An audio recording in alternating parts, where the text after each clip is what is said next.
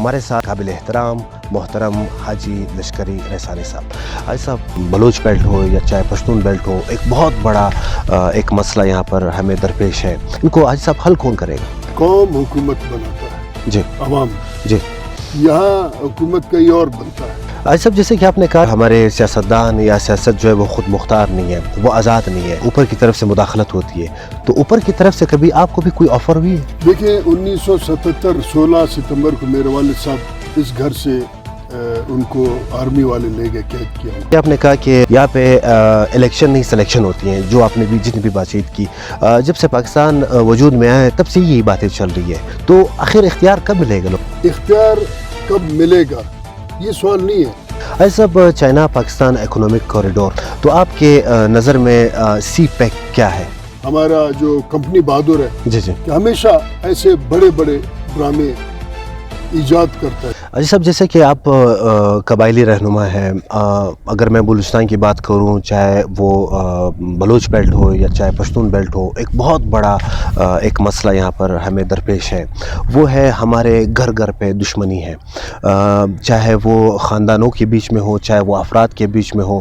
تو جب پہلے دشمنیاں ہوا کرتی تھی تو ہمارے نواب سرداران مشران آ کر قبائلی سطح پر جرگے کے حساب سے ان کو حل کرتے تھے, فیصلہ کرتے تھے. آج کل یہ مسئلہ اور بگڑتا جا رہا ہے. وہ اس لیے کیونکہ ہمارے مشران سرداران جو ہمارے بڑے ہیں وہ آپس میں الجھے ہوئے ہیں, ان کے آپس میں اپنی ذاتی دشمنیاں ہیں. تو نیچے سطح پہ بھی لوگ اس میں لگے ہوئے ہیں, اس عذاب میں, اور اوپر سطح پہ بھی سرداران بھی اس طرح لگے ہوئے ہیں. تو اب پھر آخر ہماری عدالتی سسٹم کا آپ کو پتہ ہے کہ ایک معمولی سے موٹر سائیکل کی چوری کے کیس میں بھی آپ کو 8 سال جانا پڑے گا کورٹس میں. تو یہ عدالتی صورتحال ہے. تو پھر ان لوگوں کے یہ مسائل حل کون کرے گا؟ کیونکہ یہ دن بدن بڑھتے جا رہے ہیں. اگر آپ کہیں کہ وہ بڑے فخر سے کہیں گے کہ ہم نے ان کے 25 بندے مارے, وہ کہے کہ ہم نے ان کے 50 بندے مارے, تو موزی معاشرے میں ترقیاتی معاشرے میں جو ہے وہ ہمارے باپ دادا اس طرح نہیں تھے, لیکن ہم آج کل ان مصیبت میں پڑے ہوئے. ان کو حاجی صاحب حل کون کرے گا؟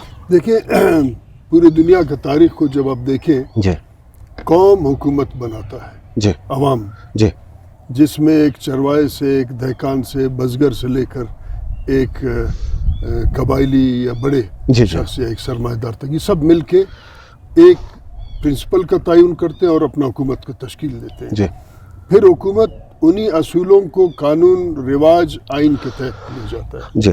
سب سے پہلا بات یہ کہ پاکستان میں اس قوم نے کبھی حکومت نہیں بنایا, نہیں بنائی. یہاں حکومت کہیں اور بنتا ہے. جی, مثلا مرزا غالب سے کسی نے پوچھا کہ میاں مرزا صاحب کیا خیر خبر ہے؟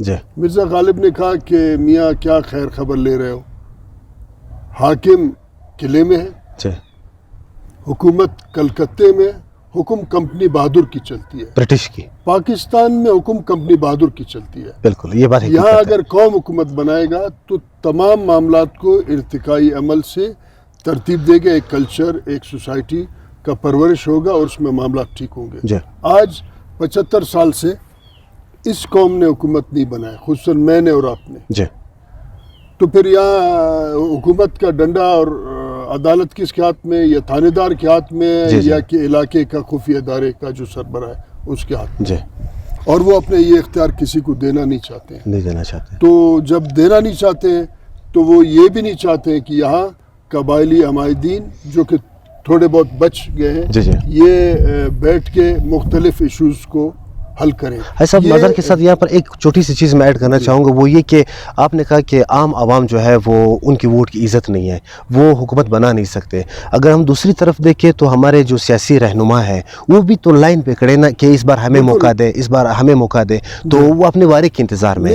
تو اس طرح پولیٹیکل پروسیس کا بات کر رہا ہوں, جی, جی, کہ یہاں قوم حکومت نہیں بنا رہا ہے, اور سب راتوں رات پھر جو سو کالڈ پولیٹیکل لیڈرشپ ہے جی, وہ ڈیل کرتے ہیں. جی, کسی کے ساتھ رات کو ڈیل ہوتا ہے. جی, جی, مثلا جیسے عمران خان کل ہیرو تھا, آج وہ ولن بن گیا, آج پورا اپوزیشن ہیرو بن گیا ہے, اور عمران خان جو ہے ولن کے طور پہ. جی, جی, یہ کون کر رہی ہے؟ عوام نے تو نہیں کیا. جی, تو اس کا مطلب یہ کہ پولیٹیکل پارٹیز بھی, سماج بھی اس بات کا ذمہ دار ہے. اب جب قوم حکومت بنائے گا تو وہ اصولوں کا تعین کرے گا. یہاں قوم نے حکومت نہیں بنایا. جی, پھر جس کے پاس اختیار ہے, اختیار یا تھانے دار کے پاس ہے جی یا ایک حساس ادارے کا جو بھی آفیسر اس کے پاس ہے. جی جی ان کو تو اس فرنٹ لائن اسٹیٹ کو افراتفری میں چلانا ہے نا. وہ نہیں چاہتے کہ یہاں لوگ بیٹھیں.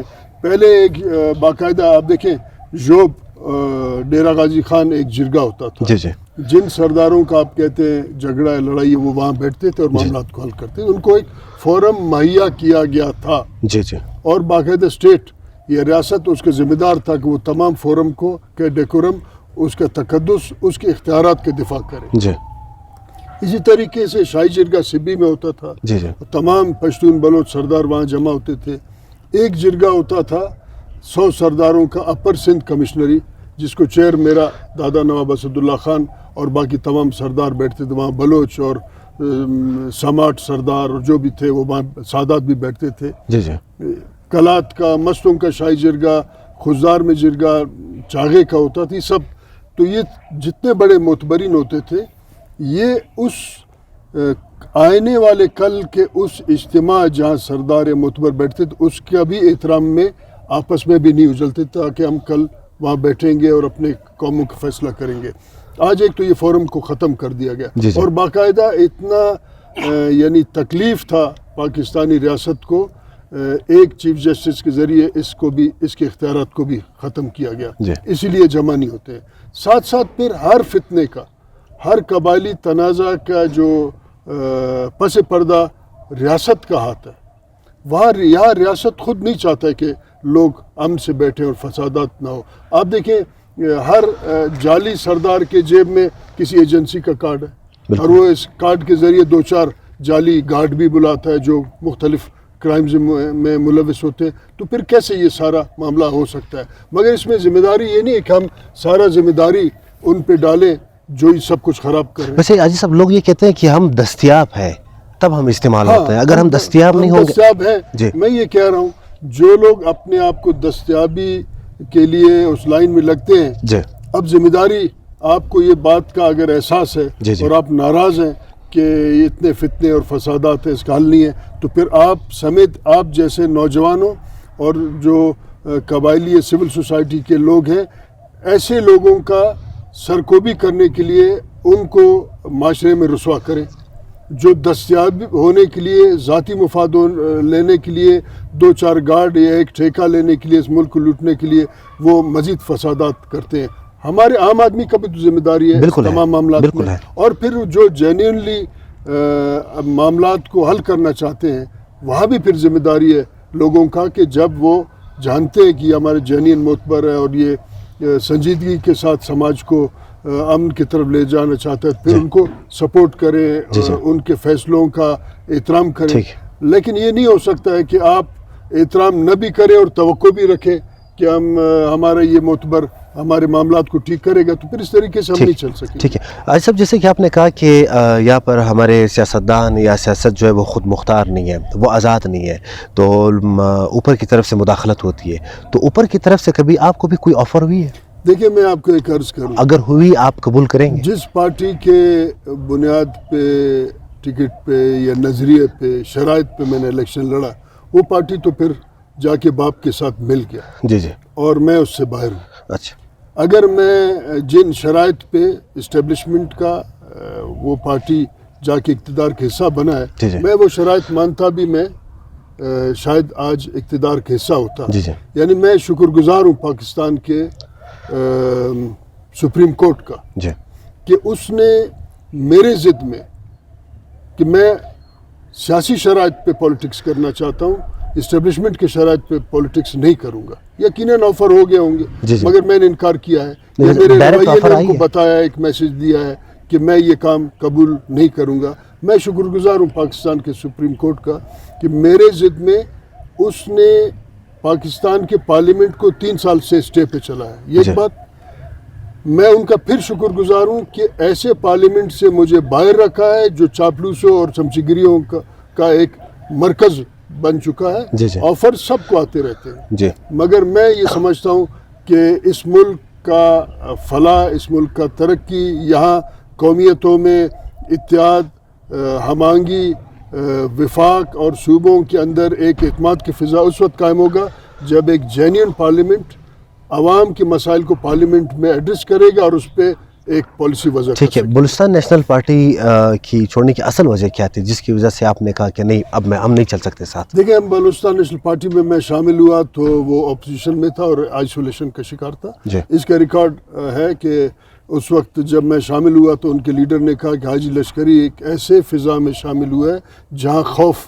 ہے. بالکل. اس کا مطلب میں کوئی خیرات خانی نہیں گیا تھا, اقتدار کے لیے نہیں جن گئے تھے. شرائط پہ ہم گئے تھے کہ صوبے میں کرپشن کا خاتمہ, یہاں خوشحالی, یہاں ووٹر کا اختیار, یہاں صوبہ اسمبلی پالیسیز تیار کرے, وہ شرائط پہ وہ کھڑے نہیں ہوئے تو ضرور پھر اس کا مطلب ہے کہ وہ ختم ہوئے, میں اپنے جگہ پہ کھڑا ہوں. ٹھیک ہے.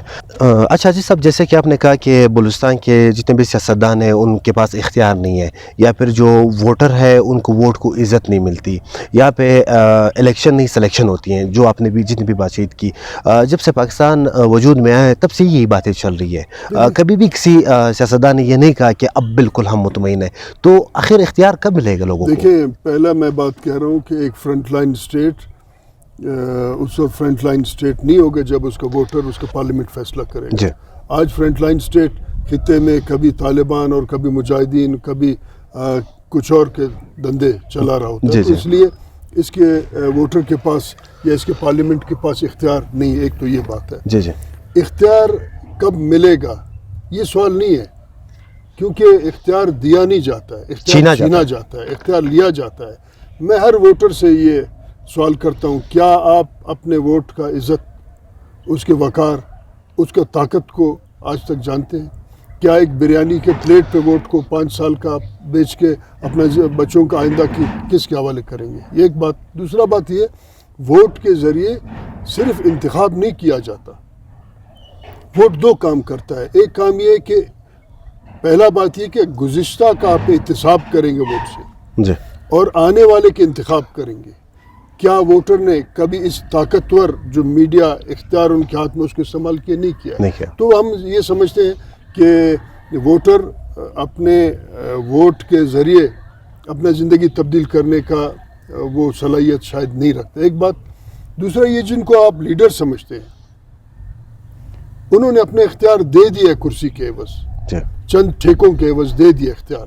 جو بڑے بڑے باتیں سلطان رائی کے ڈائلاگ لگاتے تھے ان کا اختیار اب کسی اور کے پاس ہے. اسی لیے وہ پھر غیب رہتے اور 5 سال گزارنے کے بعد پھر کوشش کرتے ایک نئے شکل میں آئیں.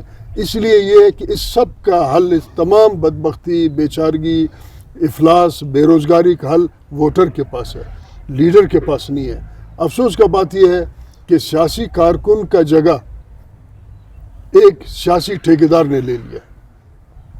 اس کا جرم سیاسی کارکن کے ہاتھ ہے کہ وہ ایسے لوگوں کو سیاست میں کیسے انٹری ہونے دیتے ہیں کہ جو کچھ عرصے بڑے بڑے باتیں کرنے کے بعد اس کے بعد ٹھیکوں کے پیچھے جاتے ہیں. سیاست ایک والنٹیئر عمل ہے, بھلے وہ پیدل چلے, اس کو خطرہ, اس کا جان خطرہ, وہ اپنے سماج کو بنانے کے لیے ہوتا ہے. سیاسی کارکن اس بات کا ذمہ دار ہے کہ وہ والنٹیئر عمل کو آگے بڑھائے, ایسے لوگوں کا راستہ روکے جو سیاست کو اور تجارت کو اور ٹھیکیداری کو ساتھ چاہتے ہیں. صاحب, یہ بھی تو ایک بہت بڑا مسئلہ ہے نا کہ ہمارے بلوچستان کے جو عوام ہے ان کی اکثریت قبیلے کو دے کر ووٹ دیتی ہے کہ یہ میرا نواب ہے, یہ میرا سردار ہے, چاہے جیسا بھی ہے. میں ان کے مقابلے میں ویسے یہ بھی تو تاثر پایا جاتا ہے نا. ایسا نہیں رہا ہے, مگر آج کل یہ پچھلے 2 دہائیوں سے اب ڈائریکٹ جو آپ کے خفیہ اداروں کا جو انجینئرڈ پالیٹکس ادھر ہے, مگر ایسے کبھی نہیں ہوا. اس کے بڑے میں آپ کو دلائل دے سکتا ہوں کہ کب کون سا مڈل کلاس شخص جیتا اور لوگوں نے ان کو ووٹ دیا.